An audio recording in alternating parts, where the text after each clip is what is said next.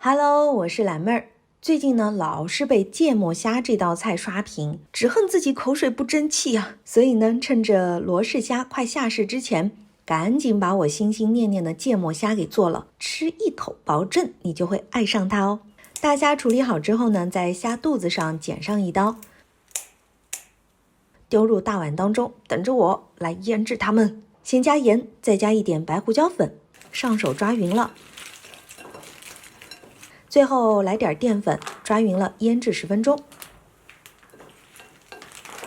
如果你觉得不入味的话，别说我没有告诉你一定要腌制这个过程哦。大蒜先切片，再剁成末，取一个小碗，放入一些芥末，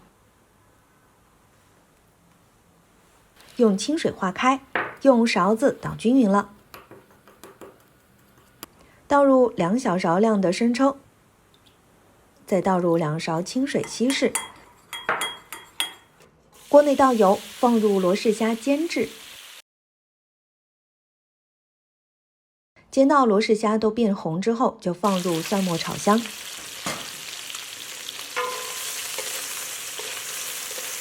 等蒜香味出来以后啊，倒入刚才调好的料汁，翻炒均匀。用小火煮到虾肉熟透了，最后撒上切好的小葱末，翻炒均匀就可以出锅啦。那这一盘简单快手的芥味罗氏虾就做好了，超级好吃，可以连虾壳一起嗦一下哦。喜欢的朋友一定不要错过。